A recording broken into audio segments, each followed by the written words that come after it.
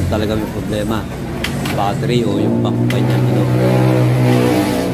Yung rectifier niya, yung charger, voltage. Kahit pagta mo ng battery yan. Kasi na-dedrain din yung battery nito eh. Kaya ginawa natin, nag-series tayo para maalam natin, matukoy natin kung saan talaga may problema guys ha. Pagalitan namin ng baterya, yun pala hindi baterya. Kaya yan, tinitesting niya kung nag-charge ba yung... Kahit hindi ko tinidikit na dito eh. Sabihin, nagkakaroon lang siya ng ground eh.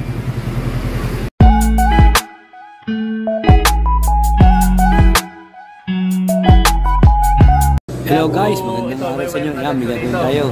Mio Yamaha ito guys. Kasi ginawa nila paanda rin. Parang battery lang magpapadar ka lang. ay mag-charge. Kung hindi nagkakarga. Kaya nadidrain yung ano. Nadidrain yung kanyang battery. Battery. Yun. Nauubusan yan o. Ayan o. Pag tinatang sa baterya. Ayan o. Tinex ng ibang baterya. Ito ibang baterya. May baterya natin ito. Makikipihit niya ako ng cylinder. Yan guys, sinusubukan ang paanda rin ng mekaniko ko, si King. Bigyan namin ng isang baterya para masubukan kung saan talaga may problema. Battery o yung back niya, ano. Yung rectifier niya, yung charger, voltage. Kahit pagta mo ng battery yan, mawawala din. Mawawala din, maubos din yun. Kasi hindi nagana yung kanyang pinangkumakarga na baterya. Yung bang supply na diretso. Yun. Guys, nag-series kami ng battery para malaman natin, matukoy kung saan ba talaga may problema. Para pag-start, malalaman natin kung rectifier ba yan o yung voltage kung tawagin o yung kanyang battery guys ha. Kaya nag-series tayo ng battery yan. Sinusubukan natin paanda rin para malaman natin guys ha. Yan guys, bago natin na yan, ituloy ang pag-ano niyan guys. Subscribe nyo muna kami sa aming YouTube channel, EMBTV. Pa-like at pa-share na rin guys at pindutin notification bell para lagi kayong updated sa mga share na yung video. At ipopost guys, yan o guys, yan o. Yan, umaandar na guys, o yan o, yan o. Yan, parang himanta ng ating mekaniko sa kanyang rectifier, kung ibutawagin voltage, parang doon nagkakaroon ng problema kasi na-dedrain din yung battery nito eh. Kaya ginawa natin, nag-series tayo para maalam natin, matukoy natin kung saan talaga may problema guys ha. Yan, ganyan lang para mag-testing para malaman natin kung saan talaga magkakaroon ng problema guys ha. Yan o. Yan guys o. Yan. Yan. Mamaya titignan natin, malaman natin yan kung saan may problema. Kung rectifier ba o battery ang may problema guys. Alaman natin yan guys ha. Yan o. Yan, natakbo pa guys. Yan ha. Okay guys. Subukan pa rin ng mekaniko ko na paanda rin. Tinanggal na niya yung ginamper namin yung baterya para malaman kung kumakarga yung baterya kung buo pa. And guys, ganyan lang pagka-testing nga, hindi kamot tayo mag-andar, baterya na agad. Tingnan, testing pa nung ni King, aming mekaniko, kung baterya ba talaga o rectifier. Kumukuha lang siya ng tester para malaman namin kung sa baterya o sa rectifier. Sinisigurado lang namin para hindi gumagos ng malaki yung may-ari. Mahirap na, baka maya pagalitan namin ng baterya, yun pala hindi baterya. Kaya yan, tinitesting niya kung nag-charge ba yung battery. Pag nag-charge yung battery, sabihin, hindi baterya may problema guys. Yan.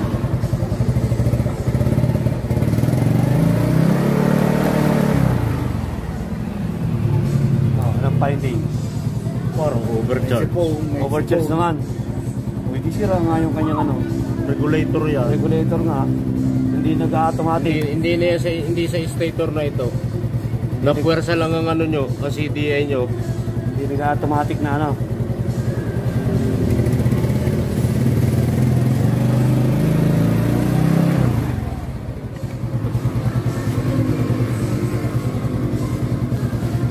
Yan guys, parang nag-okay yung battery. Yung maganda ang ang performance ng battery pa. Kaya baka sabi ng mekaniko, pero sinusubukan nyo pa rin i-test kung saan ba talaga. Pero sabi niya parang sa talaga rectifier, voltage kung tawagin, rectifier yung charger itong motor nito. Guys, ano nga pala ito ha? Mio Yamaha S40 ito ha guys ha. Yamaha ito guys, Mio. Yan, tatry namin kabitan ng ng rectifier. Anong problema? regulator ko muna. Regulator muna, tingnan muna. Testingin lang muna.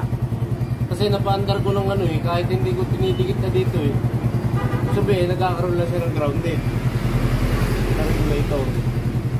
Nagkakaroon ng grounded ang regulator. Ito eh. Yan lang ang problema. Titingnan ko po muna.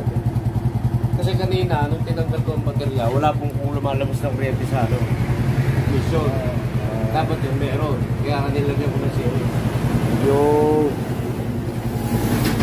Philips screw.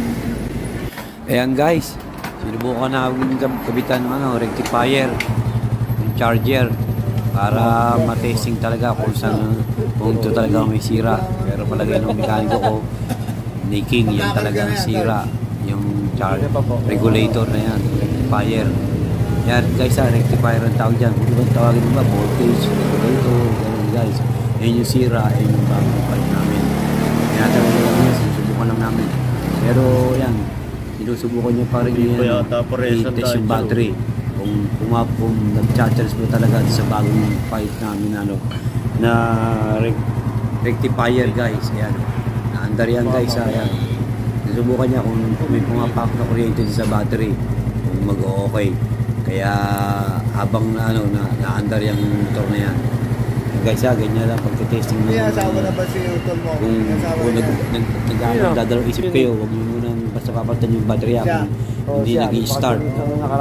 Kung baga, try nyo yung ibang option muna. Baka, yan ina-under pa namin. Baka namang regulator, huwag agad battery kasi medyo mahal ang battery kaysa regulator. Yung regulator naman, pwede naman testingin muna.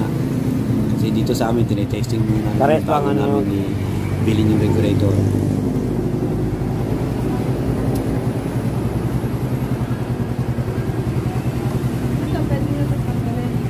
Tatanggalin na talaga. Tatanggalin na po na talaga yan. Para saan ba yun? Sino ba nagkabit niya? Yan, nung naputulan ako ng bed,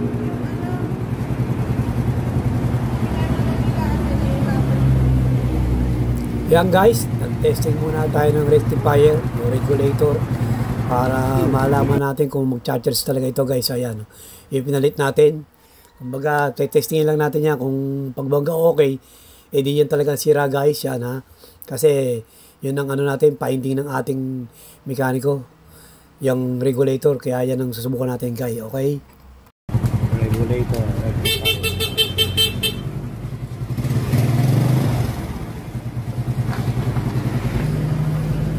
Neo S40 Yamaha 110.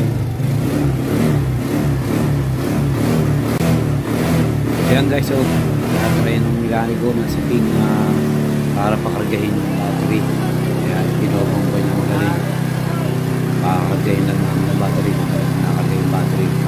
Pero wala ko nakakarga naman kasi kanina na-start na eh. Kahit na wala yung jumper namin battery. Hindi katulad kanina, mahirap mag-start, may jumper na, nahihirapan mag-start. Ayan guys, yung rectifier, yung kapalit namin. Nakakarga lang namin guys, para nasubukan na okay na ulit.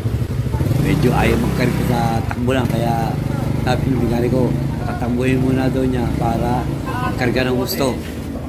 Kaya yan. Yan guys, okay na. Yan guys, okay na. Nag-i-start na yan. Totally, papalitan namin talaga. Parang mainit. Tatanggalin na yung luma, papalitan itong bago. Talaga nag-okay na kasi. Nag-i-start na. Hindi tulad kanina, hindi masyadong ayaw mag-start. Hindi nagkakarga. Yun. Yun guys, pagka hindi daw nag-iinit, hindi nagkakarga. Ito yung pinata rectifier, pan charger sa battery. Ito yung luma. Kapalitan itong bago. Tinesting namin. Nagka-okay na. Kumakarga na.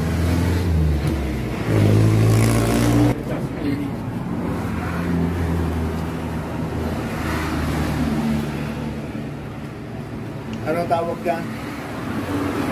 Voltage regulator po. Parang rectifier po. Sa iba po kasi. Iba, hindi. Ngayon, pag meron niya, magkakarga na ang battery. Oo, Iba tawag charger. Iba, the charger. Oo. Pero pag sa motor talaga, rectifier ang tawag yan. Kasi yung sa voltage, doon sa ating mga sakay nyo, yung kagaya ng jeep, regular voltage. Sila naman, rectifier regulator. Yan. Rectifier regulator, ano? Voltage din yun. Ano naman yung isa sinasabi mo kanina? Stator po, dito po sa loob. Hindi pala yun, no? Opo. Kasi kanina, dapat po kasi talaga, di ba tinanggal ko yung kuha ko? Pagtanggal ang baterya, dapat yun may kuryenteng lalabas. Pag yun yung walang kuryenteng lalabas, ibig sabihin po, sira ang pulser. Eh siguro, na-reset siya nung ginabitan ko ng baterya na malakas, Karon. nabuhay. Yun. Kasi na-stuck po eh.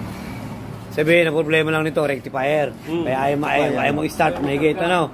Hindi Kasi masyadong hindi siya ma-start, ano? Hard starting, ano? Yun pala, sira kanyang Pala, kahit rectifier. pwede yung mandar. Yung kung ganyan mga modelo, kahit kung walang baterya, dapat natin. Pero yung akin nyo, walang kayo. Ayan guys, okay na yan. Tapos na yan guys. Yun talaga ang naging problema, yung kanyang regulator. Hindi yung battery.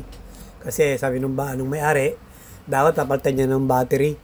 Ay sabi ng ating mekaniko, tingnan muna natin, tetestingin muna para malaman talaga kung sa battery. Kasi medyo mahal din yung battery. Kaya ang ginawa ng ating mekaniko, tinesting muna para makasigurado kung battery nga. Yun nga, medyo nakatipid yung ang may-ari. Kasi mas mahal ang battery kaysa doon sa regulator, voltage. Kung tawagin ni rectifier, yun lang nakita sira ng ating mechanic sa si King. Yan. Hindi kamot ayaw start, battery na agad guys ha. Yan dapat, ang tandaan ha. Yan guys, sana kahit paano may nako yung tip o idea man lang sa sinare na yung video, hindi yung kamot may start, battery na agad guys ha. Yan sana guys, subscribe nyo kami sa aming YouTube channel, EMB TV, pa-like at pa-share na rin guys at pindutin notification bell para lagi kayong updated sa mga share na yung video at ipopost guys. Yan guys, thank you for watching, God bless you all guys. Yan, change na lang ito kaya hindi pa natatapos guys. Okay guys.